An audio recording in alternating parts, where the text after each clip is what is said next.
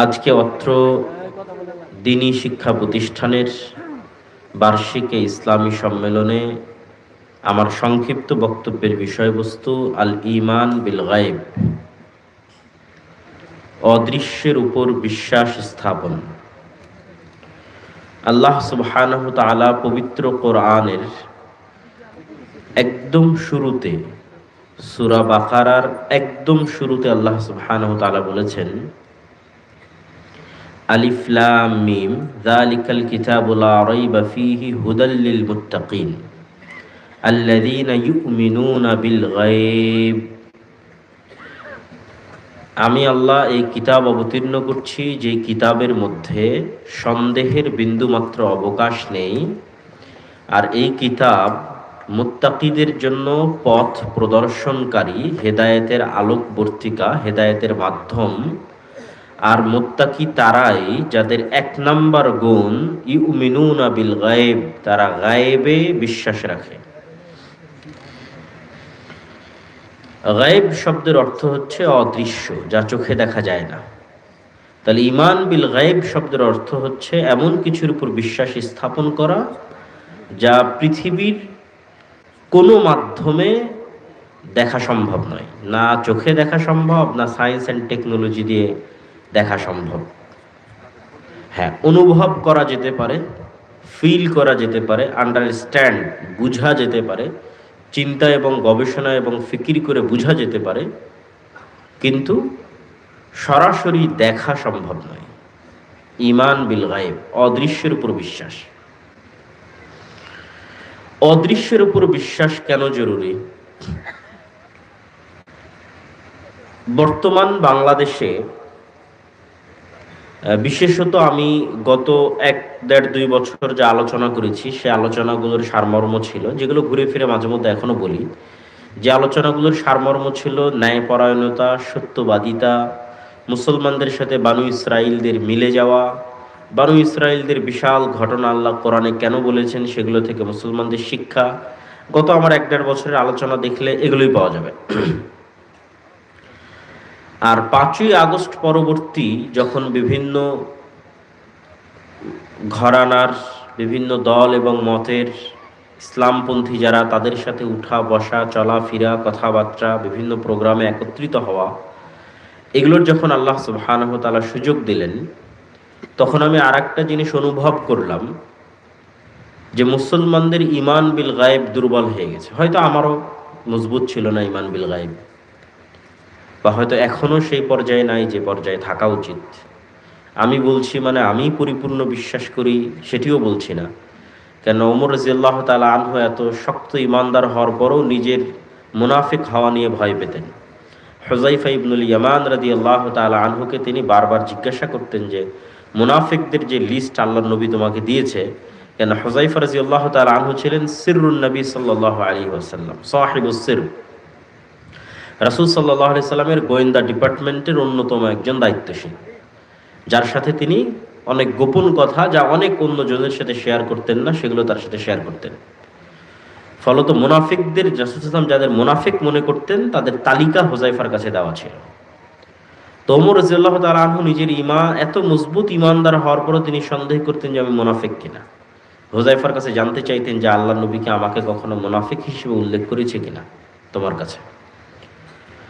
তো ফলত আমি বলছি, তার মানে আমার ঈমান খুব ভালো, এটি বোঝানোর উদ্দেশ্য নয়, বরং আমাদের বাস্তব চিত্র তুলে ধরা উদ্দেশ্য। যে আমার রিয়েলাইজেশনে মনে হয়েছে যে মুসলমানদের ঈমান বিল গায়েব তলানিতে গিয়ে ঠেকেছে। কেননা বর্তমান পৃথিবীটা হচ্ছে বস্তুবাদী সেকুলার পৃথিবী। বস্তুবাদ এবং সেকুলারিজম এমন একটা জিনিস যা আপনি চাইতে না চাইতে আমাদের রন্ধ্রে রন্ধ্রে, রক্তে মাংসে মিশে গেছে। আপনি এটাকে এত সহজে বের করে ফেলতে পারবেন না। তো এই রক্তে মাংসে বস্তুবাদ এবং সেকুলারিজম মিশে যাওয়ার কারণে আমরা নিজেদের অজান্তে, নামে বলছি মুসলমান, কিন্তু নিজেদের অজান্তে আমরা সবাই বিশ্বাস করছি যে দুনিয়া যে গতিতে চলতেছে, এই গতিতে যদি আমি না চলি তাহলে আমি সফলতা পাবো না। আরো খুলে স্পষ্ট করে যদি বলি যে পৃথিবীতে প্রতিটা জিনিস বাস্তবায়নের কিছু লজিক আছে, কার্যকরণের সূত্র, যেমন আপনি এই মাইকটা ঠিক করে দিলেন, আমি মাইক দিয়ে কথা বলতেছি, আওয়াজ হচ্ছে, সবাই জানে কোথায় চাপ দিলে মাইক অন হবে আর কিভাবে কথা বলতে হবে। ক্যামেরাগুলো চলতেছে, মোবাইলগুলো চলতেছে, সবগুলো নিজ নিজ ফাংশন অনুযায়ী কাজ করতেছে। তা এগুলোর কার্যকরণের যেমন সূত্র আছে, সেটাকে যেমন আমরা ফলো করছি, পৃথিবীতে আমাদের বাস্তব জীবনে আল্লাহর দেওয়া এরকম অসংখ্য কার্যকরণের সূত্র আছে দুনিয়াবি। তো বস্তুবাদ এবং সেকুলারিজম আমাদেরকে এটা মনে করতে বাধ্য করেছে যে দুনিয়াবি এই সূত্রগুলোই একমাত্র রাস্তা সফলতার। এবার আরো বাস্তব উদাহরণে চলে যায়। ইসলামী দলগুলো মনে করছে যে দুনিয়াবি রাস্তা অনুযায়ী, দুনিয়াবি লজিক অনুযায়ী ভোট ছাড়া, গণতন্ত্র ছাড়া ইসলাম প্রতিষ্ঠার, ক্ষমতায় যাওয়ার আর কোনো রাস্তা নাই। কেন সে এই সামারাইজটা করে ফেলতেছে? আমার মনে হয়েছে, আমি ভুল হতে পারি, যে ঈমান বিল গায়েবে বিশ্বাস দুর্বল হওয়ার কারণে। এটা আমার অ্যানালাইসিস। কেন আমার কাছে মনে হয়েছে যে আমারও নিজের ঈমান বিল গায়েবে বিশ্বাস দুর্বল। এই জন্য ঈমান বিল গায়েবের আলোচনার প্রয়োজন আছে। আমরা মুখে সবাই বলছি আমানতু বিল্লাহি ওয়া মালাইকাতিহি ওয়া কুতুবিহি ওয়া রুসুলিহি, আমরা ঈমান আনি আল্লাহর উপর, ঈমান আনি ফেরেশতার উপর, ঈমান আনি পরকালের উপর, কিন্তু বাস্তবে ইন রিয়েল লাইফ, প্রকৃত অর্থে আমরা আল্লাহকে চিনি না, আল্লাহর শক্তি সম্পর্কে জানি না, আল্লাহর উপর বিশ্বাস রাখি না, ফেরেশতাদেরকে চিনি না, ফেরেশতাদেরকে জানি না, ফেরেশতাদের উপর বিশ্বাস রাখি না, পরকাল বুঝি না, পরকালের উপর বিশ্বাস রাখি না। এবং আমি যখন আপনার সামনে একটা দুটো করে উদাহরণ দিয়ে তুলে ধরবো, তখন আপনি অনুভব করবেন যে হ্যাঁ, কথা সত্য, আমাদের ঈমান বিল গায়েব নাই। তো আমরা একটা পয়েন্টে আলোচনা করব আজকে, যদি সম্ভব হয় যতটুকু এই পয়েন্টটা টাচ করার, সেটা হচ্ছে আল ঈমান বিল মালাইকা, ফেরেশতাদের উপর বিশ্বাস। আর এই আলোচনার সাথে পরকালের আলোচনাও কিছুটা যুক্ত হবে। আল্লাহ সুবহানাহু ওয়া তাআলার উপর বিশ্বাসের আলোচনা আজকের আলোচনার বিষয়বস্তু নয়। তো ফেরেশতাদের উপর বিশ্বাস, সবাই মুখে বলছি যে আমরা ফেরেশতাদের উপর ঈমান আনি, কিন্তু বাস্তবে কেউ বিশ্বাস করে না যে ফেরেশতা আছে। বাস্তবে কেউ ইন রিয়েল লাইফ, প্রকৃত অর্থে যেভাবে সাহাবীরা ফেরেশতাদের ফিল করত, অনুভব করত, সেভাবে মুসলমানেরা ফিল করে না। ফলত আমরা মুখে ঈমানের স্বীকৃতি দিচ্ছি, কিন্তু বাস্তবে মুনাফিক অবস্থায় জীবন যাপন করছি। তো সাহাবায়ে কেরাম ফেরেশতাদের কিভাবে ফিল করতেন এবং ফেরেশতাদের উপর কিভাবে ঈমান রাখতেন, সেটার কিছু উদাহরণ আমি আপনাদের সামনে তুলে ধরব।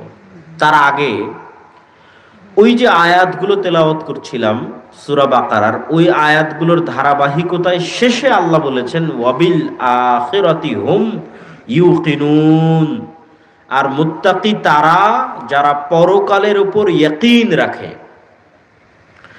ইয়াকিন কি আর ঈমান কি? ইয়াকিন হচ্ছে, ধরেন আমরা সকলেই বিশ্বাস করি যে আগুন জ্বালিয়ে দিবে, আর একজন মানুষ আগুনে তার হাত জ্বলে গেছে। তো আমাদের ঈমান আছে যে আগুন জ্বালিয়ে দিবে, আর যার নিজের হাত আগুনে জ্বলে গেছে, আর ইয়াকিন অর্জন হয়েছে যে আগুন জ্বালিয়ে দেয়। আজ থেকে 50-60 বছর আগে যখন ভিডিও অডিও ছিল না, তখনও মানুষ বিশ্বাস করত মক্কা আছে, কাবা আছে, গল্পে শুনতো, অন্তরে কল্পনা করতো যে কাবা এরকম, মক্কা এরকম। তাহলে তার ঈমান আছে মক্কা এবং কাবার উপর। আরেকজন পানি জাহাজ দিয়ে হজ করে মক্কা এবং কাবা দেখে এসেছে, ওর ইয়াকিন আছে মক্কা এবং কাবার উপর। তো আল্লাহ সুবহানাহু ওয়া তাআলা বলছেন গায়েবের বিষয়গুলোর উপর তোমাদের ইয়াকিন দরকার। দেখোনি, কিন্তু বিশ্বাস এমন যেন দেখেছো। বিশ্বাস এমন পর্যায়ের যেন তোমরা পরকাল দেখে এসেছো, কবরের আযাব দেখে এসেছো, জান্নাত এবং জাহান্নাম দেখে এসেছো। এবং গায়েবের উপর বিশ্বাসের মজবুতির উপরই মুসলমানদের সফলতা নির্ভর করে। কার কোন স্তরের গায়েবের উপর ইয়াকিন আছে, সেই স্তরের মাধ্যমেই মুসলমানদের শক্তি সফলতা নির্ভর করে। তো আমরা আজকে ঈমান বিল গায়বের একটা অংশের আলোচনা করব, আল ঈমান বিল মালাইকা। ফেরেশতারা কিসের তৈরি বলেন তো? নূরের তৈরি। নূর কি? না, নূর আগুন হলে তাহলে তো জিনের আর ফেরেশতারা একই হয়ে গেল। আলো, সুন্দর। এবং আরো স্পষ্ট করে বলা যায় যে অন কাইন্ড অফ আলো, এক প্রকারের আলো। কেননা আমরা যেই প্রকারের আলো দেখি এই আলো নয়। নূরের আলো ভিন্ন আলো, যা চোখে দেখা যায় না। আর জিনেরা তৈরি হয়েছে কি থেকে? আগুন থেকে। তো আগুনেরও আলো আছে আর নূরেরও আলো আছে। তো আমরা প্রথমে বুঝবো নূর একটা অস্তিত্বশীল বাস্তব বিষয়। এটা কোনো কাল্পনিক বিষয় নয় যে মুহাম্মদ সাল্লাল্লাহু আলাইহি ওয়াসাল্লাম বললেন, কোরআনে আসলো, আমি বললাম, তাই আমরা কল্পনা করছি, এটা না। এই আলোগুলো, যে আলোগুলো জ্বলতেছে, আলোগুলোর জ্বলা যেমন বাস্তব, সূর্য উঠছে, সূর্যের উঠা যেমন বাস্তব, পৃথিবীতে নূরের অস্তিত্ব তেমন বাস্তব। তো নূরের অস্তিত্ব বাস্তব, তার দুই একটা কথা শোনেন। রাসূলুল্লাহ সাল্লাল্লাহু আলাইহি ওয়াসাল্লাম দোয়া করছেন যে আল্লাহুম্মা জাআল ফি কলবি নূরা, হে আল্লাহ আমার অন্তরে নূর তৈরি করে দেন।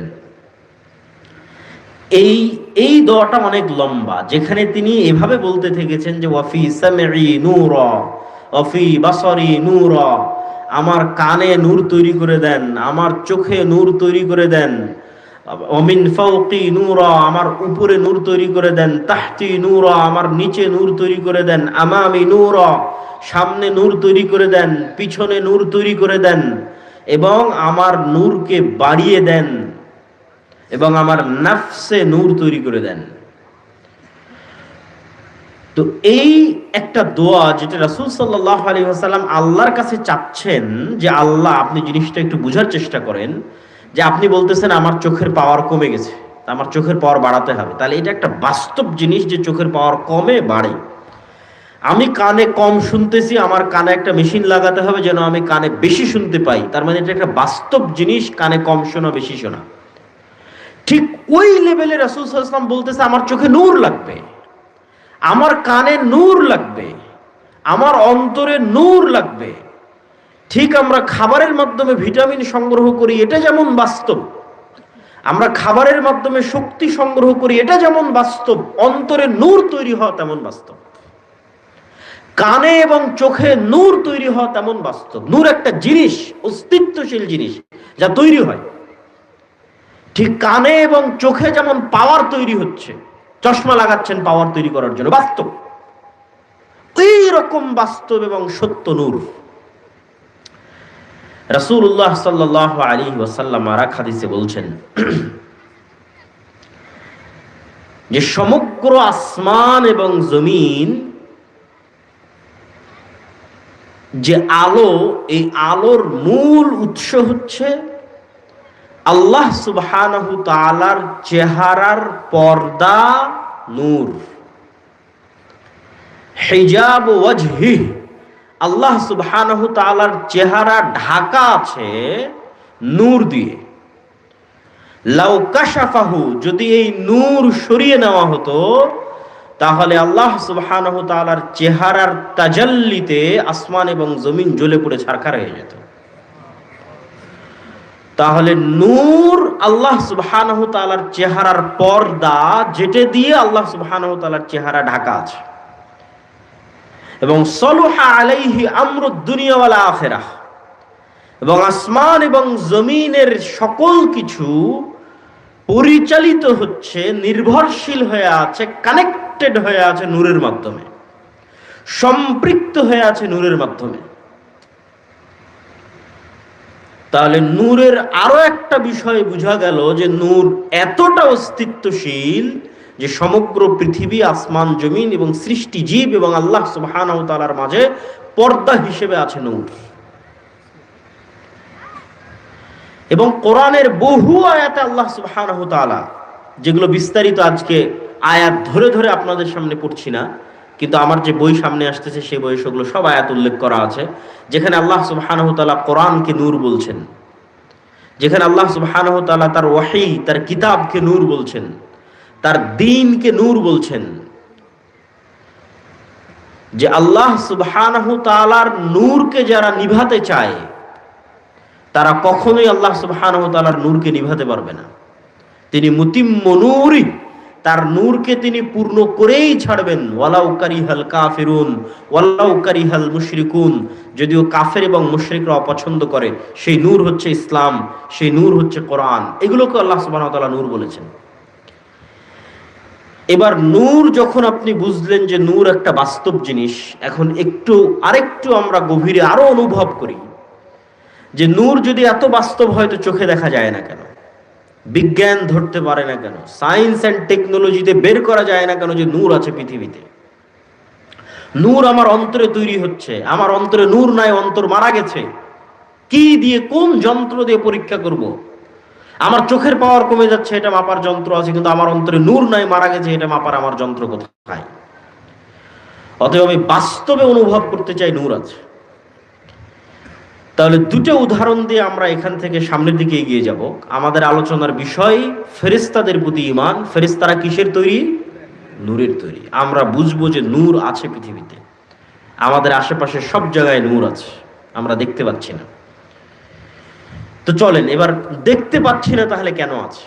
এক নাম্বার উদাহরণ, বিজ্ঞানীরা বলছে যে কুকুরের ঘ্রাণ শক্তি মানুষের ঘ্রাণ শক্তির চাইতে 10,000 গুণ বেশি। 1 গুণ 2 গুণ 100 গুণ 200 গুণ নয়, কুকুরের ঘ্রাণ শক্তি মানুষের চাইতে 10,000 গুণ বেশি। আমরা আপনাকে যেভাবে দেখছি, আপনারা আমাকে যেভাবে দেখছেন, আমাদের পাশে থাকা আরেকটা সৃষ্টিজীব কুকুর আমাদের সেভাবে দেখে না। আরো খুলে বলি, আগে যখন সাদা কালো টিভি ছিল তখন একটা মানুষের চেহারা যেমন দেখা যেত, রঙিন টিভিতে সেই চেহারা ভিন্ন দেখা যায়। তো আমি এখন আপনাকে যেমন দেখছি, যেই কালারে দেখছি, যে আকার আকৃতিতে দেখছি, কুকুর আমাদের সেই কালার, সেই আকার আকৃতিতে দেখে না। কেন? আমরা 3D মাত্রায় দেখতে পাই, অন্য সব প্রাণী ওইভাবে 3D মাত্রায় দেখে না। তাহলে কুকুর চিনে কিভাবে? কুকুর চিনে ঘ্রাণে। চেহারা দেখে নয় যে এটা আব্দুল্লাহ, ওটা আমার মালিক, ওটা আমার মনিব। ঘ্রাণ দিয়ে চিনে ফেলে। মানুষ যাচ্ছে, মানুষ আসছে, ঘ্রাণ দিয়ে। তো কুকুর এমনও, তথা পৃথিবীতে এমনও জিনিস আছে যা আমার নাক নিতে পারবে না, তার চাইতে 10,000 গুণ সূক্ষ্ম লেভেলে নিচে নেমে গেলে 10,000 গুণ, তথা আমার নাক যেই লেভেলের ঘ্রাণ নেবে তার চাইতেও 10,000 গুণ নিচে নেমে গেলেও কোনো একটা জিনিসের ঘ্রাণ আছে, কিন্তু আমি বুঝতে পারতেছি না, কুকুর বুঝতে পারতেছে ওই জিনিসের ঘ্রাণ আছে। ধরেন এই মাইকটার একটা ঘ্রাণ আছে, আমি টানলেও বুঝতে পারতেছি না। তো পৃথিবীতে এমনও ঘ্রাণ আছে যেই ঘ্রাণ আমি অনুভব করতে পারি না। 10,000 গুণ নিচ পর্যন্ত আমি অনুভব করতে পারি না, কিন্তু কুকুর পায়। 2 নাম্বার, এখন পর্যন্ত মানুষ এমন কোন যন্ত্র আবিষ্কার করতে পারেনি যে যন্ত্রটা কুকুরের মতো ঘ্রাণ নিতে পারবে। তাহলে সায়েন্স অ্যান্ড টেকনোলজি এক পাশে, মানুষের নিজের নাকের ঘ্রাণ শক্তি এক পাশে, দুটো মিলিয়ে পৃথিবীতে এমন হাজারো জিনিস আছে যার ঘ্রাণ আছে, কিন্তু মানুষের কোনো মাধ্যম নাই ওটা জানার যে ওটার ঘ্রাণ আছে কিনা। পৃথিবীতে ওই জিনিসের ঘ্রাণ অস্তিত্বশীল, কিন্তু মানুষের কোনো জানার মাধ্যম নাই ওর ঘ্রাণ আছে কিনা, না মানুষের তৈরি যন্ত্রের, না মানুষের নাকের।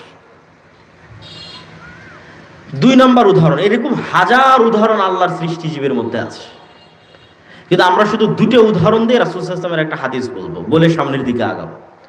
2 নাম্বার উদাহরণ হচ্ছে, মানুষ যেই লেভেলের শুনে তার চাইতে সূক্ষ্ম লেভেলে, কয়েক শতগুণ সূক্ষ্ম লেভেলে হাতি শুনতে পায়। তথা পৃথিবীতে এমনও আওয়াজ আছে যে আওয়াজ আমরা শুনতে পাই না, আমাদের তৈরি করা কোনো যন্ত্রও শুনতে পায় না, অথচ আওয়াজ আছে। আওয়াজ নাই, আমি শুনতে পাচ্ছি না তার মানে আওয়াজ নাই, এটা ডাহা মিথ্যা কথা। আমি নাক দিয়ে ঘ্রাণ নিতে পারতেছি না তার মানে এই জিনিসটার কোনো ঘ্রাণ নাই, এটা মিথ্যা কথা। আমি শুনতে পাচ্ছি না এই জন্য কবরে আযাব হচ্ছে না, এটা মিথ্যা কথা। কবরে আযাব হচ্ছে, কিন্তু ওই আওয়াজের যেই সূক্ষ্মতা, ওই সূক্ষ্মতা ধারণ করার মতো শক্তি আমার কানের নাই, পৃথিবীর কোনো যন্ত্রেরও নাই। কিন্তু কিছু কিছু প্রাণীকে আল্লাহ ওই সূক্ষ্মতা দিয়েছে। এবার চলে রাসূল সাল্লাল্লাহু আলাইহি ওয়াসাল্লামের হাদিসে। রাসূল সাল্লাল্লাহু আলাইহি ওয়াসাল্লামের হাদিস বলছে যে ফেরেশতাদের নূর যেই লেভেলের আলো, যেই প্রকারের আলো, আর জিন এবং শয়তানের আগুন যেই লেভেলের আলো, ওই লেভেলের আলো মানুষের যেমন দেখার সক্ষমতা নাই, মানুষের তৈরি করা যন্ত্রের যেমন ধারণ করার সক্ষমতা নাই, কিন্তু আল্লাহর তৈরি করা কিছু সৃষ্টিজীবের আছে।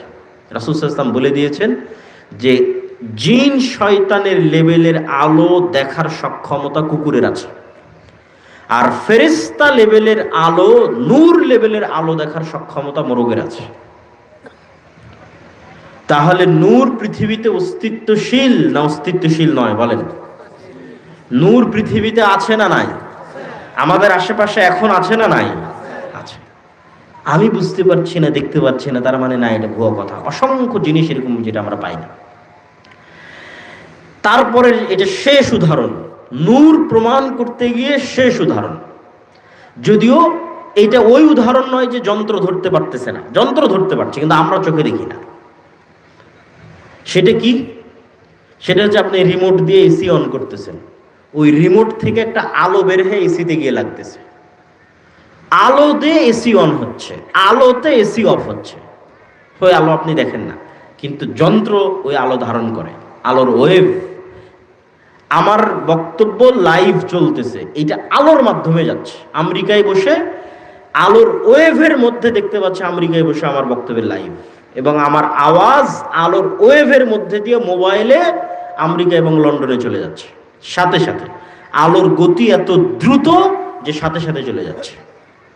অথচ যেই ওয়েভ ব্যবহার করে আমার এই কথা চলে যাচ্ছে মোবাইলের মাধ্যমে, লাইটের মাধ্যমে, এসির রিমোট ব্যবহার করে অন অফ হচ্ছে, এগুলো আমরা কেউ চোখে দেখি না, কিন্তু আছে। এই আলো অস্তিত্বশীল, এই ওয়েভ অস্তিত্বশীল। কিন্তু সবচেয়ে আশ্চর্য বিষয় হচ্ছে, রাত দিন আমি ফোনে কথা বলতেছি, রাত দিন আমি মোবাইলে মানুষের লাইভ দেখতেছি, আর আমি আবার মনে করতেছি কি যে আল্লাহ সুবহানাহু ওয়া তাআলা আমার কথা শুনছেন না। এটা হলো সবচেয়ে আশ্চর্যের, যে আমার এখানে বলা কথা আমেরিকায় বসে মানুষ শুনতে পারতেছে মানুষের তৈরি করা যন্ত্র দিয়ে সাথে সাথে, আর আমার কথা আল্লাহ শুনছেন না। অথচ যে ওয়েভ ব্যবহার করে মানুষ শুনতেছে, এই আলোর মধ্যে এই ওয়েভ, এই কথা ধারণ করার ক্ষমতা কে দিয়েছে? আল্লাহ দিয়েছে। এই জন্য আল্লাহকে বলা হয়েছে বাদিউস সামাওয়াতি ওয়াল আরজ। আল্লাহ সুবহানাহু ওয়া তাআলা শূন্য থেকে সৃষ্টি করেন, মানুষ বাদিউ নয়।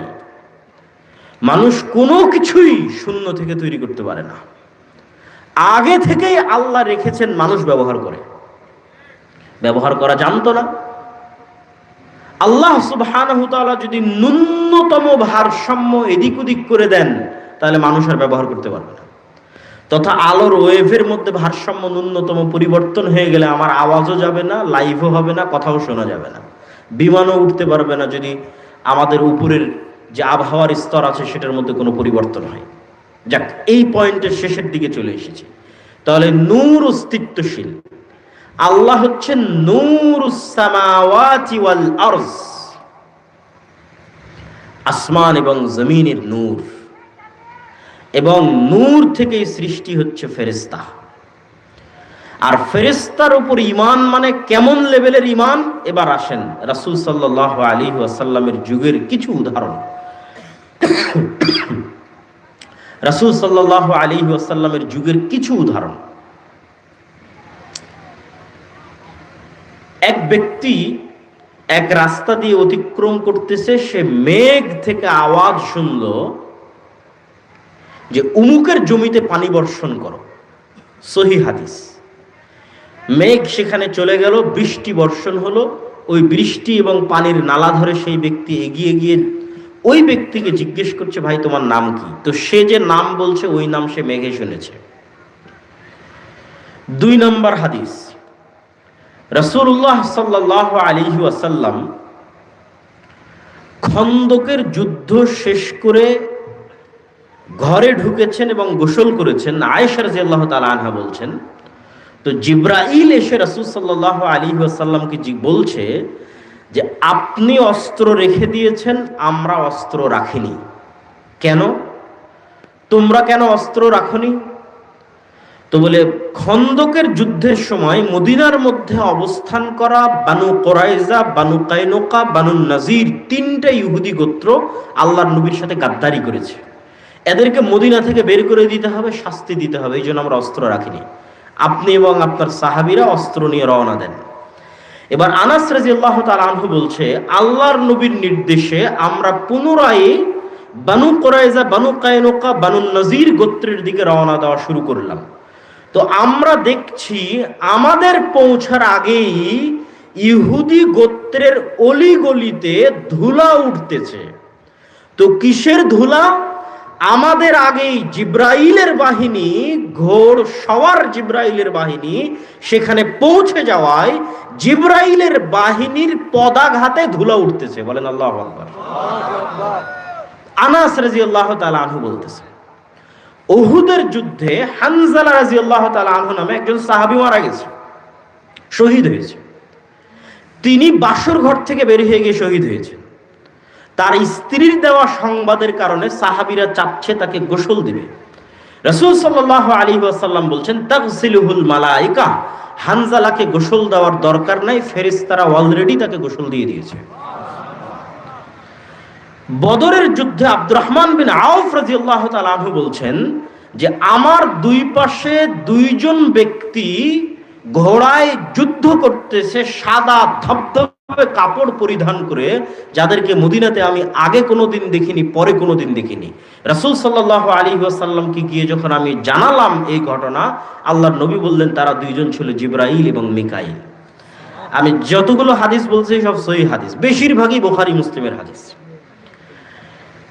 উহুদের যুদ্ধে রাসূল সাল্লাল্লাহু আলাইহি ওয়াসাল্লামের এক সাহাবী একজন মুশরিককে তাড়া করতেছে।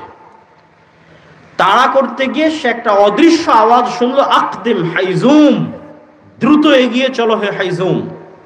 তো দ্রুত ওই মুশরিকের উপর আক্রমণ করতে গিয়ে সাহাবী দেখছেন তার আক্রমণের আগেই মুশরিক উল্টে পড়ে আছে এবং তার আহত জায়গা থেকে, ক্ষত স্থান থেকে রক্ত বের হচ্ছে।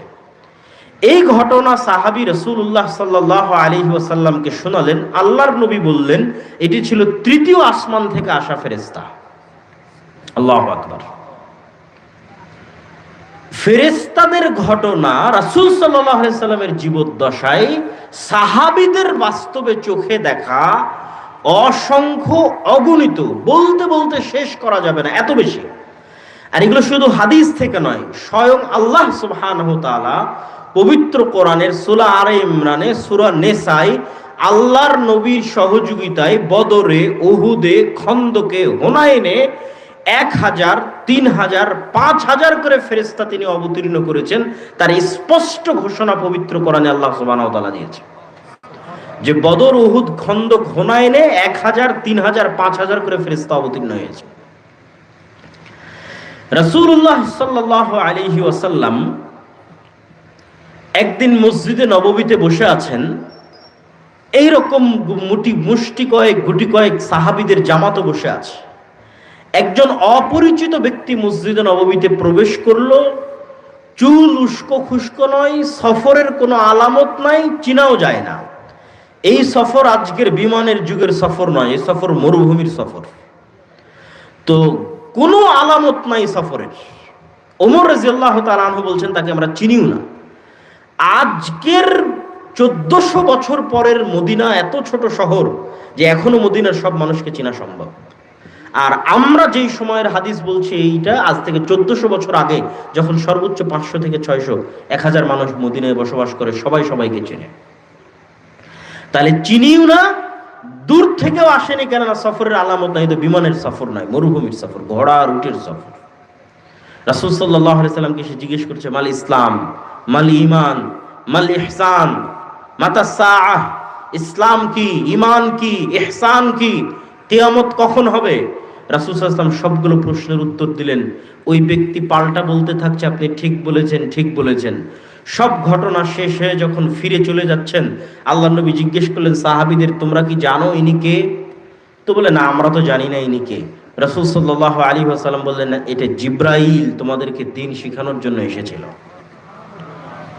তাহলে ফেরেশতা আছে, এটার উপর সাহাবীদের বিশ্বাস কোন লেভেলে? ইয়াকিন, ইয়াকিনের লেভেলে। চোখে দেখেছে ফেরেশতা, বাস্তবে ফেরেশতাদের কার্যক্রমের আলামত দেখেছে। 24 ঘন্টা ফেরেশতাদের কথা শুনতে থেকেছে, 24 ঘন্টা। কেন? রাসূল সাল্লাল্লাহু আলাইহি ওয়াসাল্লামের হাদিসগুলোকে আপনি এক জায়গায় করলে দেখবেন যে প্রতিদিন ফেরেশতাদের কথা আছে। রাসূল সাল্লাল্লাহু আলাইহি ওয়াসাল্লাম আজকে এসে বলছে, আজকে আমার ঘরে ফেরেশতা আসেনি। কেন? জিবরাইল আসেনি কেন? ঘরে ছবি। আয়েশাকে বলছেন খুলে ফেলো, এই জন্য আসেনি। রাসূল সাল্লাল্লাহু আলাইহি ওয়াসাল্লাম বলছেন যে আমাকে বারবার জিবরাইল মিসওয়াক করতে বলে, কেননা আমার মুখের গন্ধে জিবরাইলের কষ্ট হয়। রাসূল সাল্লাল্লাহু আলাইহি ওয়াসাল্লাম বলছেন তোমরা পেঁয়াজ রসুন খেয়ে মসজিদে আসিও না, কেননা ফেরেশতাদের কষ্ট হয়। কত ফেরেশতা সংক্রান্ত হাদিস দিবেন, কত! সাহাবীদের চোখের সামনে এবং রাসূল সাল্লাল্লাহু আলাইহি ওয়াসাল্লামের বর্ণনায় ফেরেশতাদের উপস্থিতি 24 ঘন্টা। এখনই জিবরাইল এসেছিল, এখনই আয়াত অবতীর্ণ হলো, এই আয়াত জিবরাইল দিয়ে গেল, তোমরা এটা মুখস্থ করো। এবং যখন জিবরাইল আসতো তখন রাসূল সাল্লাল্লাহু আলাইহি সাল্লামের চেহারা, অবস্থা সবকিছু পরিবর্তন হয়ে যেত এবং ঘেমে কম্পমান অবস্থা তৈরি হতো। এগুলো সব সাহাবীরা স্বচক্ষে দেখতেন। তাহলে তাদের বিশ্বাস যে ফেরেশতা আছে সেটা কোন লেভেলের? আর আমার আর আপনার বিশ্বাস যে আমাদের দুই কাঁধে ফেরেশতা আছে, লিখছে আমাদের আমলনামা, সেটা কোন লেভেলের? ফেরেশতা আমাদের সাহায্য করতে পারে, সেটা কোন লেভেলের? খালিদ বিন ওয়ালিদ যখন যুদ্ধের জন্য রওনা দিতেন তখন দুনিয়াবি অস্ত্রের উপর ভরসা থাকতো না আল্লাহর শক্তি সামর্থ্য? বদরে দেখেছে ফেরেশতা এসে সহযোগিতা করে, উহুদে দেখেছে ফেরেশতা এসে সহযোগিতা করে, খন্দকে দেখেছে ফেরেশতা এসে সহযোগিতা করে। তাহলে আর ঈমান কোন লেভেলের যে আমি যদি হকের উপর থাকি ফেরেশতা আসবেই? কিন্তু আমার ঈমানই নাই, তাহলে তো ভোটের মাধ্যমে ক্ষমতায় যেতে হবে। বোঝেননি? ঈমান, আল ঈমান বিল গায়ব নাই। আর কোরআনে বলা আছে সমগ্র বাংলাদেশের ক্ষমতা অর্জনের কথা নয়, সারা পৃথিবীর ক্ষমতা অর্জন করা সম্ভব। সারা পৃথিবীর ক্ষমতা অর্জন করা সম্ভব। শুধু একদল মানুষ দরকার যাদের ঈমান বিল গায়ব ইয়াকিনের লেভেলে, পরকালের জন্য কাজ করবে আল্লাহর সাহায্যের অপেক্ষায়, উইদাউট এনি কম্প্রোমাইজ, কোনো কম্প্রোমাইজ ছাড়া, কোনো ছাড় ছাড়া। কেন? তাদের বিশ্বাসের স্তর ওই লেভেলের, ঈমান বিল গায়ব সাহাবীদের লেভেলের। যে ঈমান বিল গায়ব আল্লাহ মুসা আলাইহিস সালাতু ওয়াস সালামকে শিখিয়েছিলেন, মুসা আলাইহিস সালাতু ওয়াস সালামকে বাস্তবে হাতে কলমে আল্লাহ সুবহানাহু ওয়া তাআলা শিখিয়েছেন। আপনি বিশ্বাস করেন, আপনি বানু ইসরাইলের ঘটনা পড়ে দেখেন, ইতিহাস ঘেটে দেখেন, আজকের মুসলমানেরা আজকের আমেরিকা এবং ইসরায়েলের সামনে যতটা অসহায় এবং দুর্বল, মুসলমান বহু দূরের কথা, আজকের গাজার মানুষ আজকের আমেরিকা এবং ইসরায়েলের সামনে যত দুর্বল, তার চাইতে হাজার গুণ শতগুণ দুর্বল ছিল বানু ইসরাইলরা, তার চাইতে হাজার গুণ শতগুণ দুর্বল ছিল আল্লাহর নবী মুসা ফেরাউনের শক্তি সামর্থ্যের কাছে, ফেরাউনের ক্ষমতার কাছে। তাহলে মুসা কি দিয়ে বিজয় অর্জন করেছে? দুনিয়ার লজিক দিয়ে নয়, দুনিয়ার কার্যকরণের সূত্র দিয়ে মুসার বিজয় অসম্ভব, সম্ভব নয়। মুসা যদি চেষ্টা করে যে আমি দুনিয়াবি মাধ্যমে বিজয় অর্জন করব, তাহলে ফেরাউনের সাথে কম্প্রোমাইজ করতে হবে, কোনো রাস্তা নাই।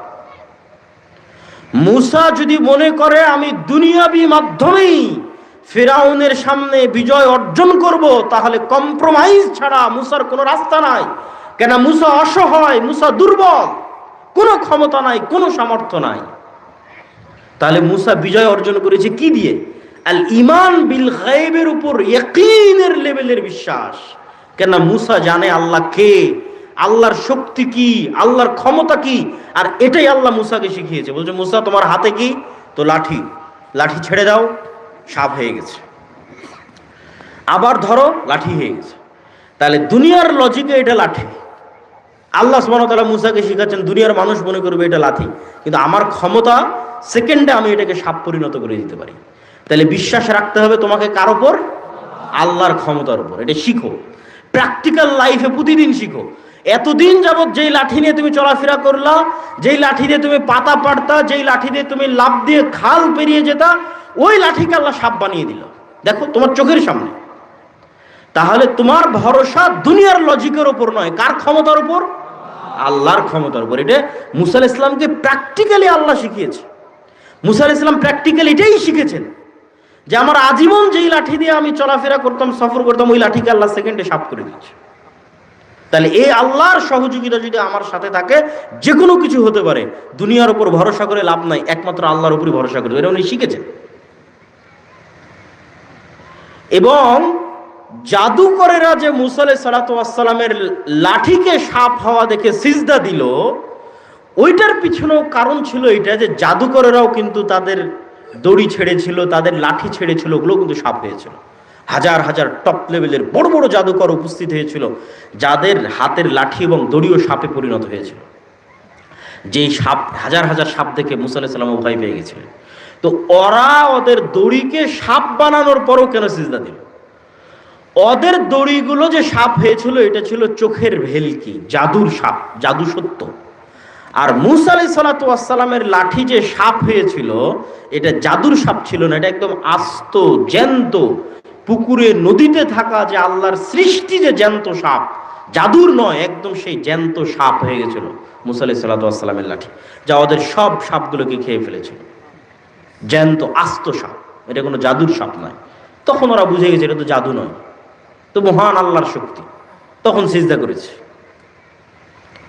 তো মুসা আলাইহিস সালাতু ওয়াস সালামের এই লেভেলের ইয়াকিন ছিল আল্লাহর শক্তি এবং ক্ষমতার উপর। ফলত মুসা আলাইহিস সালামকে ফেরাউনের সাথে কোনোদিন কম্প্রোমাইজ করেছে? করেনি। মুসা আলাইহিস সালাতু ওয়াস সালাম এইটা জানতেন না যে তাকে বাঁচানোর জন্য আল্লাহ সমুদ্রের রাস্তা তৈরি করে দিবেন, কিন্তু এই ইয়াকিন ছিল যে আল্লাহ কিছু না কিছু করবেন। তো আল্লাহ সুবহানাহু ওয়া তাআলা সমুদ্রের রাস্তা তৈরি করে দিয়েছে। তো মুসলমানদের ওই লেভেলের ইয়াকিন নাই।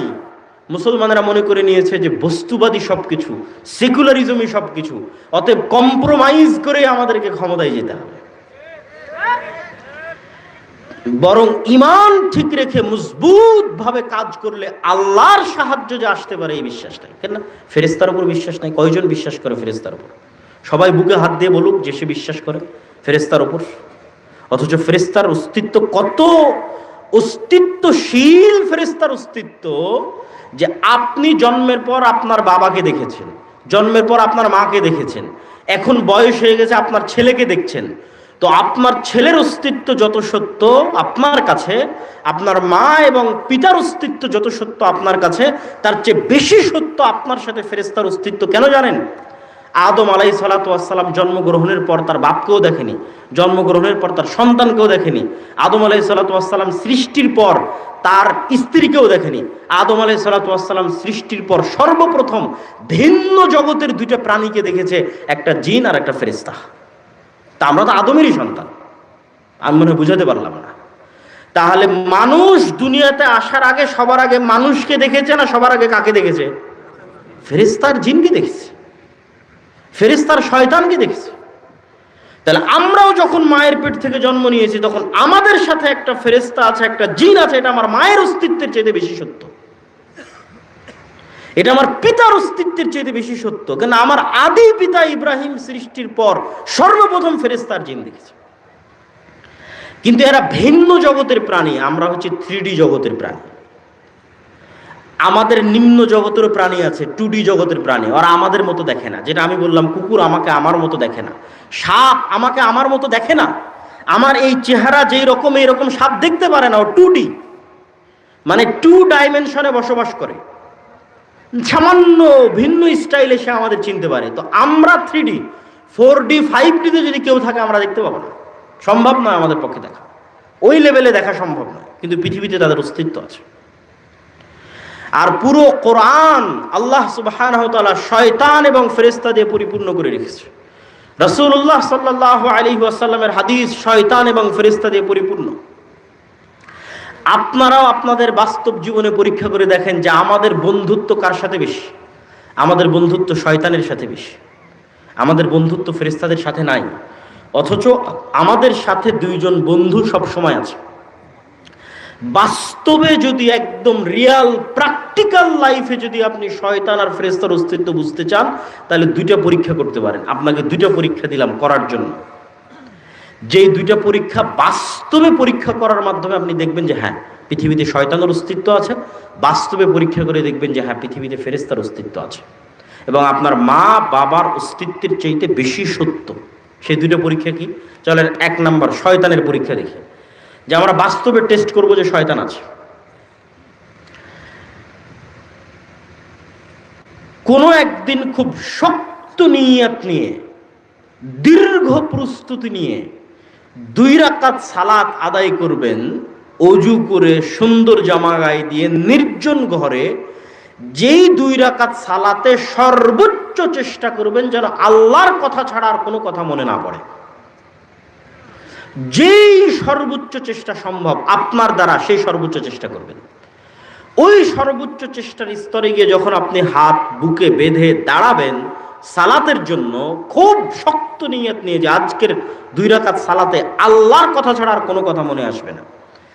আপনি এত সজাগ থাকার পরও, জেগে থাকার পর, আপনি জেগে আছেন, সজাগ আছেন, সিদ্ধান্ত নিয়ে আছেন যে আল্লাহর কথাই মনে থাকবে, তারপরও দেখবেন 5 সেকেন্ডের মধ্যেই আপনার দুনিয়ার চিন্তা শুরু হয়ে গেছে।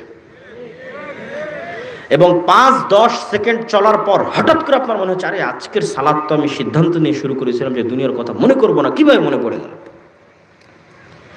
তাহলে আপনার শরীরের মধ্যে একটা আপার লেভেলের মেশিন আছে, অনেক উন্নত প্রযুক্তির মেশিন।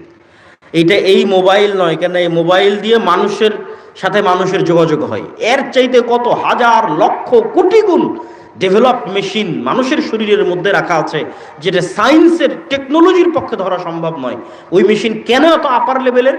ওই মেশিন শুধু মানুষের সাথে যোগাযোগ তৈরি করে না, ওই মেশিন ভিন্ন জগতের 2টা প্রাণীর সাথে যোগাযোগ তৈরি করে, শয়তান এবং ফেরেশতার সাথে যোগাযোগ তৈরি করে। সেটা হচ্ছে মানুষের কাল্ব, সেটা মানুষের মন, সেটা মানুষের হৃদয়, সেটা মানুষের নফস, সেটা মানুষের রূহ। এটা অস্তিত্বশীল। আপনার নিজের এত চেষ্টা থাকার পরও আপনার অন্তরকে টান দিয়ে নিয়ে চলে যাবে। রাসূল সাল্লাল্লাহু আলাইহি ওয়াসাল্লামের হাদিসের ইবারত ইখতালিসুহু শয়তান, ইখতিলাসুন ইখতালিসুহু শয়তান। সালাতে দাঁড়ালে মানুষের অন্তরকে শয়তান এভাবে ছিনিয়ে নেয়। এটা তো আপার লেভেলের মেশিনের সাথে 2 জগতের 2 প্রাণীর যোগাযোগ আছে, ফেরেশতার যোগাযোগ আছে, শয়তানের যোগাযোগ আছে। বাস্তবে পরীক্ষা করে দেখবেন যে আপনার কন্ট্রোলের বাইরে যায় কিনা, আপনি কন্ট্রোলে রাখতে পারেন কিনা, তখন বুঝবেন যে না শয়তানের অস্তিত্ব আছে। এবার ফেরেশতার অস্তিত্ব কেমনি বুঝবেন? প্র্যাকটিক্যাল লাইফে চেষ্টা করে যে ফেরেশতার অস্তিত্ব বুঝতে চাই। ফজরের সালাতে ঘুম থেকে ওঠার জন্য কত মোবাইলের অ্যালার্ম দিচ্ছেন, তাই না? এবার আপনাকে আমি দেখাবো ফেরেশতা আপনাকে ঘুম থেকে উঠিয়ে দিবে ফজরের সালাতে, ফেরেশতার অস্তিত্ব প্রমাণের জন্য। ফেরেশতা আপনাকে ফজরের সালাতে ঘুম থেকে উঠিয়ে দিবে। দুবাইয়ের যদি বিমানের টিকিট থাকে বা যদি ট্রেন থাকে ঢাকা রাজশাহী সিলেটের উদ্দেশ্যে সকাল 6টায়, তাহলে যেই রকম শক্ত নিয়ত থাকে যে কালকে ট্রেন মিস দেওয়া যাবে না, অথবা এসএসসি এইচএসসির পরীক্ষা থাকলে যেমন শক্ত নিয়ত থাকে সকাল 8টায় পরীক্ষা আছে মিস দেওয়া যাবে না, ওর চাইতে আরো মজবুত নিয়তের যদি কোনো জায়গা থাকে তাহলে সেই লেভেলের মজবুত নিয়ত করেন যে কালকে ফজরের সালাতে উঠতে হবে। আমি যদি বুঝাতে না পারি সেটা আমার ব্যর্থতা। তথা বিমান ধরার লেভেলের যেই নিয়াত, ট্রেন ধরার লেভেলের যেই নিয়াত, পরীক্ষার হলের পরীক্ষা ধরার যেই লেভেলের নিয়াত, তার চাইতেও যদি বেশি লেভেলের কারো নিয়াত করার সক্ষমতা থাকে তাহলে সে নিয়াত করুক যে কাল সকালে ফজরে উঠতে হবে। কোনো অ্যালার্ম দেওয়ার দরকার নাই, কোনো মানুষকে বলার দরকার নাই যে আমাকে ফজরে ঘুম থেকে উঠিয়ে দিও, কোনো বাবা মা বন্ধু বান্ধব কাউকে বলার দরকার নেই। কেন? পৃথিবীতে তো আল্লাহর ফেরেশতা আছে। আপনি কেন বিশ্বাস করেন না যে পৃথিবীতে আল্লাহর ফেরেশতা আছে? আল্লাহর ফেরেশতা আছে। 24 ঘন্টা মুমিন বান্দাদের সহযোগিতা করার জন্য আল্লাহর ফেরেশতা আছে, 24 ঘন্টা। আপনি শক্ত নিয়ত করে ঘুমিয়ে যান, আপনাকে ঘুম থেকে উঠিয়ে দেওয়ার জন্য আপনার কাঁধের পাশে ফেরেশতা বসে আছে, ও তো উঠিয়ে দিবে। কিভাবে উঠিয়ে দিবে সেটা ফেরেশতার দায়িত্ব। আপনি পরীক্ষা করে দেখেন কেমনে আপনাকে ফেরেশতা উঠিয়ে দেয়, তার জন্য কিভাবে পরিবেশ তৈরি করবে সেটাও ফেরেশতার দায়িত্ব। এরা নূর। পৃথিবীর সব কাজের আড়ালের যে পর্দা আছে সেই পর্দা হচ্ছে ফেরেশতা, এটা চোখে দেখা যায় না। এটা বাস্তবে প্র্যাকটিক্যাল লাইফে ফিল করেন।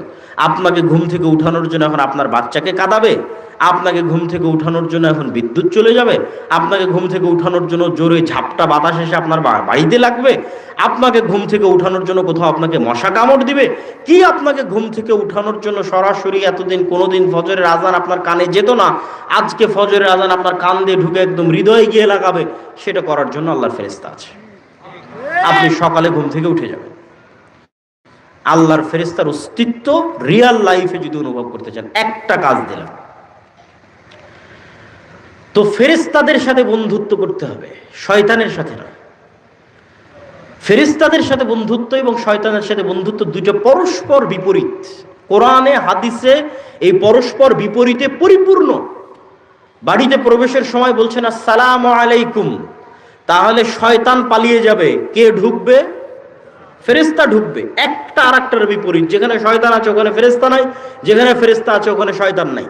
খাওয়ার সময় বিসমিল্লাহ বলবেন না, তাহলে কে খাবে? শয়তান খাবে। আর বলবেন তাহলে ফেরেশতা সাথে থাকবে, বরকত এবং রহমত হবে। এরকম একটা আরেকটার বিপরীত। ফেরেশতারা হচ্ছে পুত পবিত্র। আপনি যত বেশি ওযু অবস্থায় থাকবেন তত আপনি দুনিয়াতে মানুষ, কিন্তু আপনি ফেরেশতা। মানে আপনি ফেরেশতা লেভেলে পৌঁছে যাচ্ছেন দুনিয়াতে মানুষ হিসেবে থেকে, কেননা সব জায়গায় নূর তৈরি হচ্ছে, আমল নূর তৈরি করে। এই নূর কিয়ামতের মাঠে দেখা যাবে, কবরে দেখা যাবে। বাস্তবে আমল নূর তৈরি করে এবং নূরের মাধ্যমে আমল আসমানে উঠে যায়। ইলাইহি ইয়াসআদুল কালিমুত তাইয়্যিব, প্রত্যেকটা আমল নূরের মাধ্যমে আসমানে উঠে যায়। আপনি আমল করেন, নূর তৈরি হবে, নূর। ওযু করবেন, নূর তৈরি হবে। এই নূর কিয়ামতের মাঠে দেখা যাবে, প্রজ্বলমান থাকবে মানুষের নূর।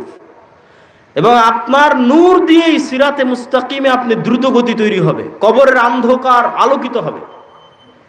সম্মানিত উপস্থিতি, তাহলে শয়তান এবং ফেরেশতা পরস্পর বিপরীত সৃষ্টি এবং একটা আরেকটার শত্রু হিসেবে কাজ করে।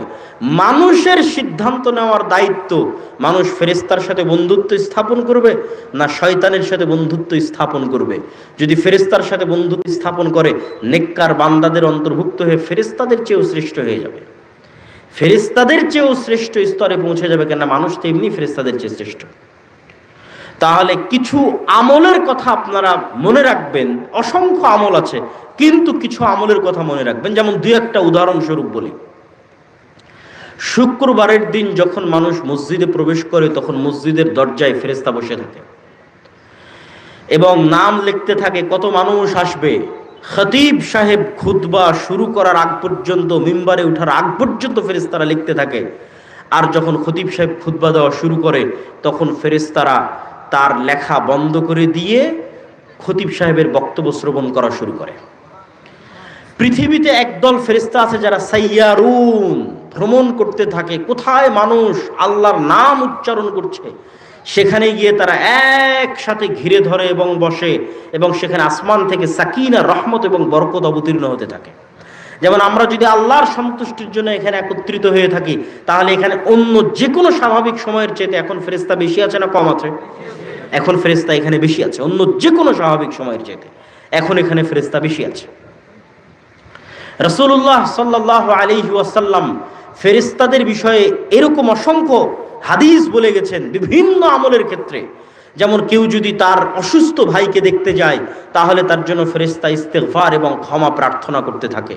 কেউ যদি সালাত আদায় করে সালাতের জায়গায় যতক্ষণ বসে থাকে জিকির আজকার তাসবিহ তাহলিল পাঠ করবে, ততক্ষণ ফেরেশতা তার জন্য দোয়া করতে থাকবে।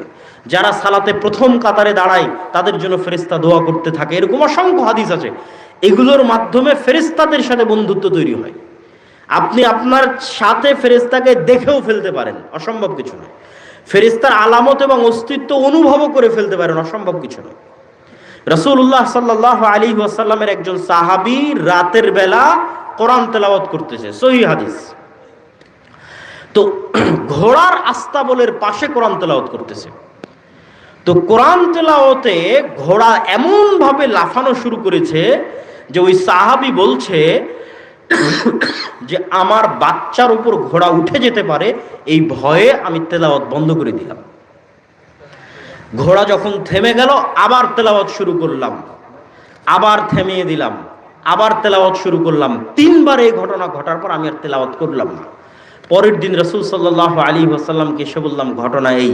রাসূল সাল্লাল্লাহু আলাইহি ওয়াসাল্লাম বললেন, তোমার তেলাওয়াতে ফেরেশতারা একত্রিত হয়েছিল। আল্লাহু আকবার। ওই ফেরেশতাদেরকে ঘোড়া দেখতে পাচ্ছিল, এই জন্য সে লাফাচ্ছিল। তুমি যদি সকাল পর্যন্ত তেলাওয়াত অব্যাহত রাখতে, তাহলে মানুষরাও ফেরেশতাদেরকে দেখে নিতে পারত। তাহলে ফেরেশতার অস্তিত্ব আপনি বাস্তবেও দেখে ফেলতে পারেন, অস্বাভাবিক কিছু না। কিন্তু ওই লেভেলের আমল লাগবে, ওই লেভেলের ঈমান লাগবে ফেরেশতার অস্তিত্ব দেখার জন্য। সম্মানিত উপস্থিতি, আজকের বক্তব্যের শেষের দিকে চলে এসেছি। আপনাদের ধৈর্যচ্যুতি ঘটার আগেই বক্তব্য শেষ করব। অতএব অনুরোধ করব, যারা বসে আছেন তারা হাঁটা চলা উঠা বসা না করে মনোযোগের সাথে ন্যূনতম যতটুকু এই বক্তব্য থেকে আপনাদের উপকার হবে সেই উপকার গ্রহণ করার চেষ্টা করুন। আমরা আলোচনা করছি ঈমান বিল গায়ব, অদৃশ্যের উপর বিশ্বাস। চোখে দেখা যায় না এমন জিনিসের উপর বিশ্বাস। তো চোখে দেখা যায় না এমন জিনিসের একটা বড়, আল্লাহ ঈমানের লিস্টে আল্লাহর পরে 2 নম্বরে রেখেছে কাদেরকে? মালায়েকা, ফেরেশতাদেরকে। আল ঈমান বিল মালায়েকা। রাসূল সাল্লাল্লাহু আলাইহি ওয়াসাল্লাম বলছেন, দাজ্জাল সমগ্র পৃথিবীতে বিচরণ করবে, কিন্তু মক্কা মদিনায় যখন প্রবেশ করতে আসবে তখন মক্কা মদিনার প্রত্যেকটা দরজায় উন্মুক্ত তরবারি হাতে ফেরেশতাদেরকে পাবে। তো ফেরেশতাদের অস্তিত্ব ভুয়া না বাস্তব অস্তিত্বশীল? বাস্তব অস্তিত্বশীল, ভুয়া নয়।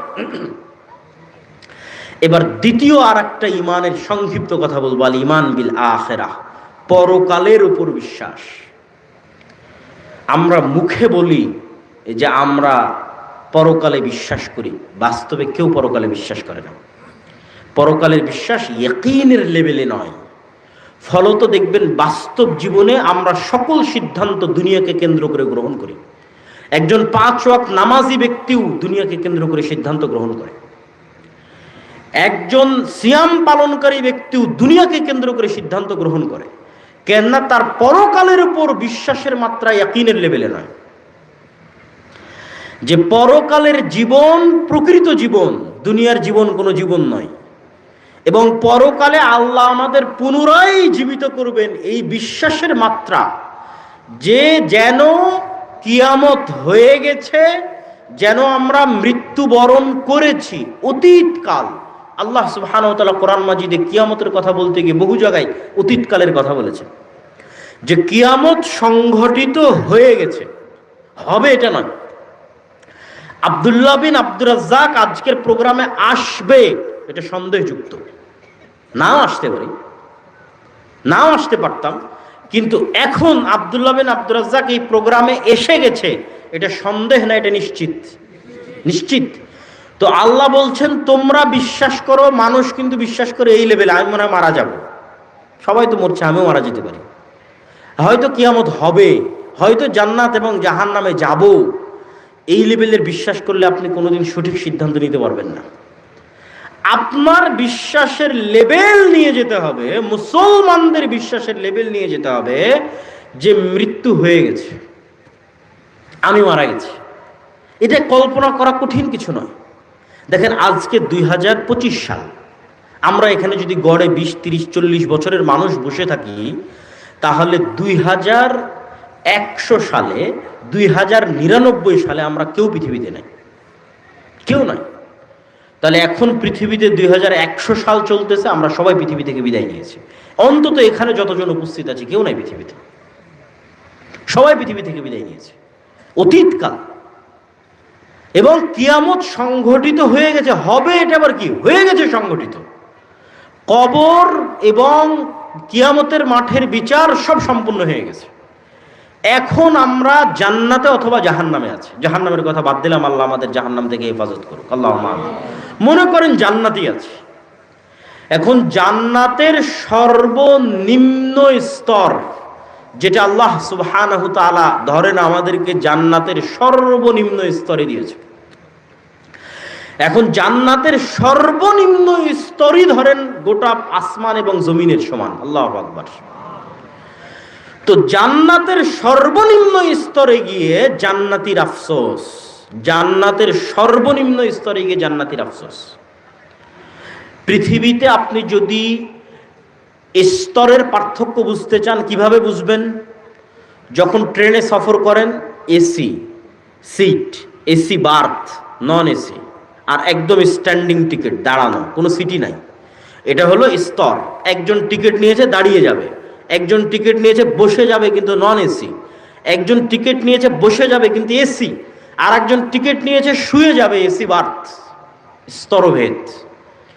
আপনাদের এখানে পুরো গ্রামে অসংখ্য বাড়ি আছে, কোনো বাড়িতে ফ্যান আছে, কোনো বাড়িতে এসি আছে, কোনো বাড়িতে ফ্যানও নাই, এসিও নাই, কারেন্টও নাই।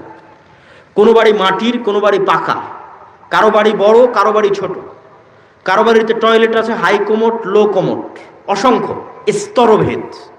তো দুনিয়ার স্তরভেদের চাইতে জান্নাতের স্তরভেদের পার্থক্য এত বেশি হবে যে জান্নাতের স্তরভেদের কারণে জান্নাতীদের মধ্যে যে আফসোস তৈরি হবে তার একটা স্তরভেদ বলি, সেটা হচ্ছে আল্লাহ সুবহানাহু ওয়া তাআলার দর্শন। সর্বোচ্চ স্তরের জান্নাতীরা যারা হয়তো মুহাম্মদ সাল্লাল্লাহু আলাইহি সাল্লামের সাথে থাকবে, তারা হয়তো সব সময় আল্লাহর সাথেও থাকবে, তথা আল্লাহ সুবহানাহু ওয়া তাআলাকে সব সময় দেখবে। তারপরের স্তরের জান্নাতীরা হয়তো আল্লাহ সুবহানাহু ওয়া তাআলাকে মাসে দেখতে পারে, সপ্তাহে দেখতে পারে। তারপরের স্তরের জান্নাতীরা হয়তো আল্লাহ সুবহানাহু ওয়া তাআলাকে কয়েক বছরে দেখতে পারে। আর আমরা হয়তো যেই সর্বনিম্ন স্তরে আছি, সেই সর্বনিম্ন স্তরে হাজার বছরে, লক্ষ বছরে হয়তো একবার আল্লাহ সুবহানাহু ওয়া তাআলাকে দেখা যায়। তো হাজার এবং লক্ষ বছরে যখন একবার আল্লাহ সুবহানাহু ওয়া তাআলাকে দেখা যায়, তারপরে যখন আর আল্লাহ সুবহানাহু ওয়া তাআলাকে দেখা যায় না, তখন ওই জান্নাতীর অন্তরে যে আফসোস তৈরি হবে যে দুনিয়াতে যদি আর একটু জিকির করতাম, আর একটু আল্লাহ সুবহানাহু ওয়া তাআলাকে স্মরণ করতাম, তাহলে হয়তো আজকে আরেকটু উপর লেভেলের, আরেকটু উপরের স্তরের জান্নাতে থাকতাম। কল্পনা হবে অতীতকাল। এটা সত্য, এটাই সত্য। কিভাবে সত্য? আল্লাহ সুবহানাহু ওয়া তাআলা যে আপনাকে জীবিত করতে পারবে তার অসংখ্য প্রমাণ আল্লাহ সুবহানাহু ওয়া তাআলা দিয়েছে। এটা যখন আরেকদিন এটার উপর বিস্তারিত আলোচনা করব যে পরকাল কেন সম্ভব, কিভাবে সম্ভব, সেই দিন বলবো। আজকে শুধু একটা পয়েন্ট বলি যে পুনরুজ্জীবন সম্ভব, পুনরায় মানুষকে মরার পরে জীবিত করা সম্ভব। তার এক নম্বর প্রমাণ হচ্ছে আল্লাহ মৃত্যুর পর জীবিত করাকে এই আধুনিক যুগ আসার আগেই ডাল ভাতে পরিণত করে দিয়েছেন। কিভাবে ডাল ভাতে পরিণত করেছেন? কোরআন খুঁজলে অন্তত 10-এর কাছাকাছি ঘটনা পাওয়া যাবে যেখানে মৃতকে জীবিত করা হয়েছে। আর 2 জন মানুষকে মৃতকে জীবিত করা ডাল ভাতের মতো ক্ষমতা দেওয়া হয়েছে। আরো যদি আপনার কাছে সহজ করে বলি যে আজ থেকে 100 বছর আগে আমার কথা সরাসরি মানুষ আমেরিকা, ইংল্যান্ডে শুনবে, এটা মানুষ পাগল বলবে, যে পাগল বলতেছে। এখন ডাল ভাত হয়ে গেছে। মৃতকে জীবিত করা এই পৃথিবীতে ডাল ভাত হয়ে যাবে। মৃতকে জীবিত করা মানুষের জীবদ্দশায় ডাল ভাত হয়ে যাবে কিয়ামত হওয়ার আগে। মৃতকে জীবিত করা, মানুষ মৃতকে জীবিত করবে। আর মানুষ মৃতকে জীবিত করেছে আল্লাহর অনুমতিতেই করবে। আল্লাহ নিজে এই জন্য অনেক মৃতকে জীবিত করার ঘটনা কোরআনে উল্লেখ করেছেন, যে ঘটনাগুলো আল্লাহ বাস্তবে করেছেন। ইব্রাহিম আলাইহিস সালাতু ওয়াস সালাম বলছে, আল্লাহ মৃতকে পুনরায় জীবিত করবে, এটা তো বিশ্বাস করি, ঈমান বিল আখিরা আছে, পরকাল হবে আছে, ইয়াকিনের স্তরে নাই। ইয়াকিন চাই যে পরকাল হবে। তাহলে ঠিক আছে, তোমাকে ইয়াকিন দিচ্ছি। 4টা পাখি নিয়ে আসো, 4টা পাখি জবাই করে গোস্ত মিক্স করে 4 পাহাড়ে ফেলে দিয়ে ওই 4টা পাখির নাম ধরে ডাকো। ইব্রাহিম আলাইহিস সালাম 4টা পাখি নিয়ে আসলো, 4টা পাখি জবাই করলো, গোস্ত মিক্স করলো, 4টা পাহাড়ে ফেলে দিয়ে পাখি নাম ধরে ডাকলো, পাখি উড়ে চলে আসলো। ইয়াকিন হয়েছে ইব্রাহিম যে আমি মৃতকে জীবিত করতে পারি। ইয়াকিন, বাস্তবে চোখে দেখলো যে আল্লাহ মৃতকে জীবিত করতে পারে। মূসা আলাইহিস সালাতু ওয়াস সালামের সাথে একদল মানুষ গেছে তুর পাহাড়ে, আল্লাহকে দেখবে। তাই লান নুমিনা লাক হাত্তা নারাল্লাহ জাহরাতান ফাআখাযাতহুমুস সায়কাতু। তো আল্লাহর নূরের তাজাল্লিতে সব স্পট ডেড, মারা গেছে। মূসা আলাইহিস সালাম বলছে, আল্লাহ বিপদ, এখন যদি মানুষজনের কাছে ফিরে যায় বলবে সবকে মেরে ফেলে দিয়ে এসেছো, জীবিত করে দেন। আল্লাহ বলছেন সুম্মা বা'আথনাকুম, তারপরে এই সমস্ত মৃতদেরকে ওদের চোখের সামনে আবার জীবিত করে দিলাম। মৃতকে জীবিত করে দিলেন। একজন নবী এক গ্রামের পাশ দিয়ে অতিক্রম করতেছে, কোরআনের ঘটনা। তো ওই গ্রাম পুরো বিলীন হয়ে গেছে, গোরস্থান, বিশাল গোরস্থান, বিশাল কবরস্থান। নবী মনে মনে বলছে, নবীর মনের কথা, আল্লাহ কি আসলে মৃত ব্যক্তিকে জীবিত করতে পারবে? বিশাল গ্রাম ধ্বংস হয়ে গেছে, কেমনি এদের আল্লাহ জীবিত করবে? তো আল্লাহ স্পট ডেড নবীকে সাথে সাথে মৃত করে দিয়েছে। তখন 100 বছর পর নবীকে জীবিত করেছে। জীবিত করার পর নবীকে বলছে, তোমার খাবারের দিকে তাকিয়ে দেখো, খাবার নষ্ট হয়নি। তোমার ঘোড়ার দিকে তাকিয়ে দেখো, ঘোড়া হাড় গোড় সব শেষ হয়ে হাড় হুড্ডি হয়ে গেছে, সে হাড় হুড্ডির উপর আমি গোস্ত লাগিয়ে ঘোড়াকে জীবিত করে দিলাম।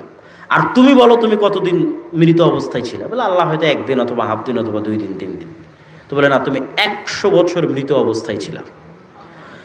তো এখন 100 বছর মৃত অবস্থায় ছিল, খাবার একটুকু নষ্ট হয়নি, আবার ঘোড়ার হাড়গোড় হয়ে গেছে, আবার নবী বলছে আমি 1-2 দিন ছিলাম।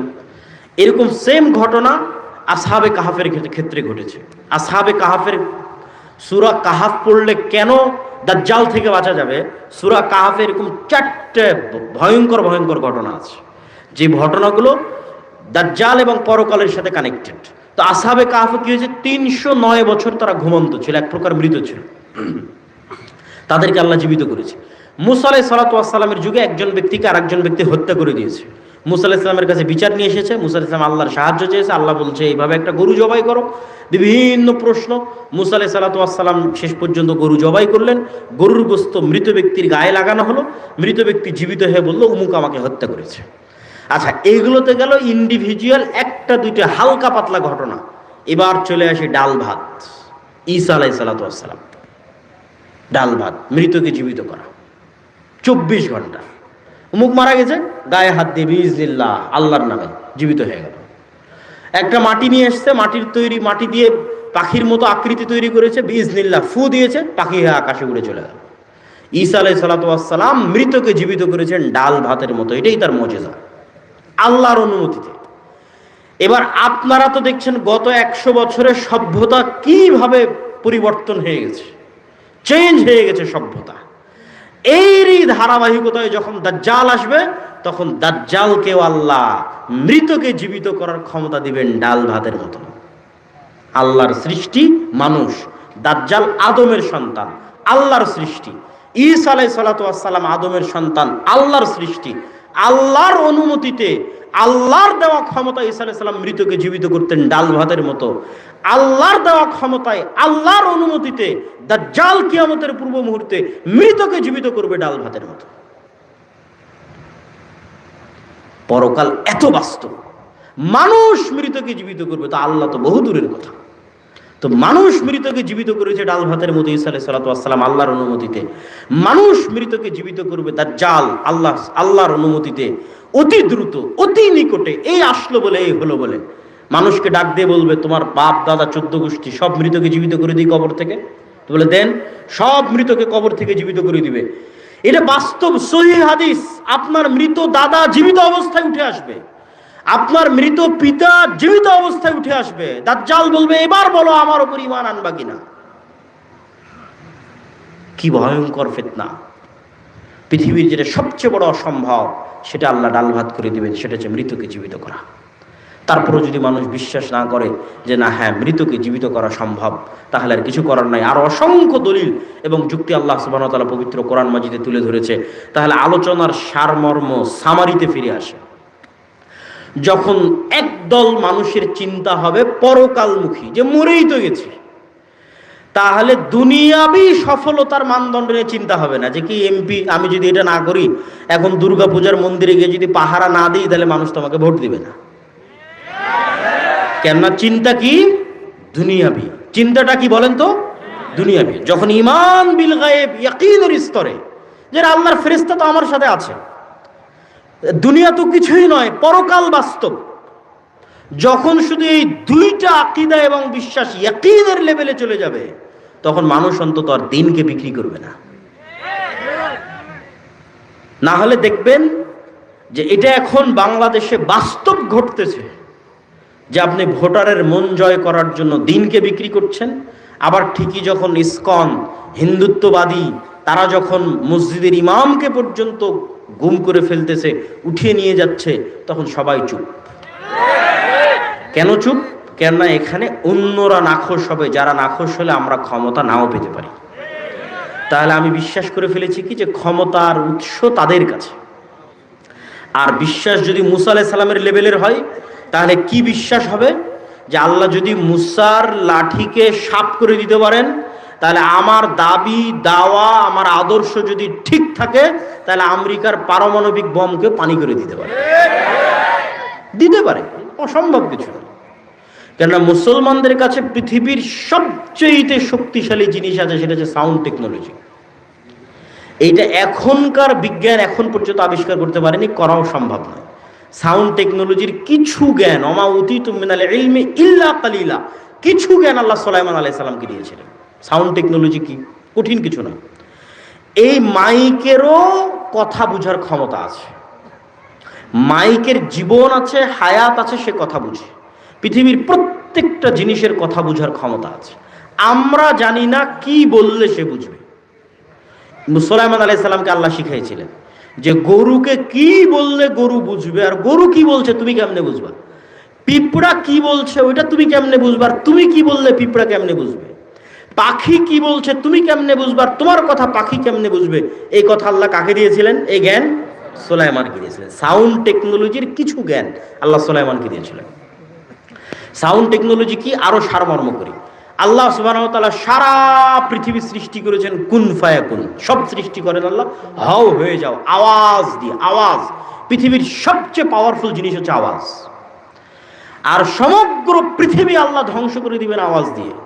ইসরাফিল যখন বাঁশিতে ফু দিবে তখন আওয়াজ বের হবে, এই মাইকটাও ওই আওয়াজটা বুঝতে পারবে, এই আকাশ ওই আওয়াজ বুঝতে পারবে, এই সূর্য ওই আওয়াজ বুঝতে পারবে। আওয়াজ বুঝে সূর্য ভেঙে পড়ে যাবে, আকাশ আওয়াজ বুঝে ভেঙে পড়ে যাবে, আওয়াজে ভেঙে চূর্ণ বিচূর্ণ হয়ে যাবে। আওয়াজ হচ্ছে পৃথিবীতে সবচেয়ে পাওয়ারফুল। আর এখন পৃথিবীতে সবচেয়ে পাওয়ারফুল হচ্ছে ওয়েভ, লাইট, আলো। ওই ইরানের বিজ্ঞানীদের হত্যা করা হয়েছে, তারপরে কাতারে হামাসের নেতাদের হত্যা করা হয়েছে শুধু মোবাইল বিস্ফোরণের মাধ্যমে। তথা ইসরায়েল থেকে এমন টপ টেকনোলজির ওয়েভ নির্গত করা হয়েছে, এই মোবাইল সেই ওয়েভটা বুঝে, আমার মোবাইলও বুঝে। ওই ওয়েভ রিসিভ করা মাত্র এই মোবাইল বিস্ফোরণ হয়ে যাবে।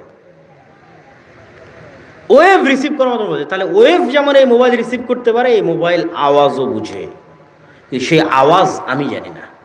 এই জন্য রাসূল সাল্লাল্লাহু আলাইহি ওয়াসাল্লাম বলছেন, কিয়ামতের পূর্ব মুহূর্তে মুসলমানদের আল্লাহু আকবার আওয়াজে প্রাচীর পড়ে যাবে, আওয়াজে প্রাচীর পড়ে যাবে। আওয়াজ সবচেয়ে মোস্ট পাওয়ারফুল।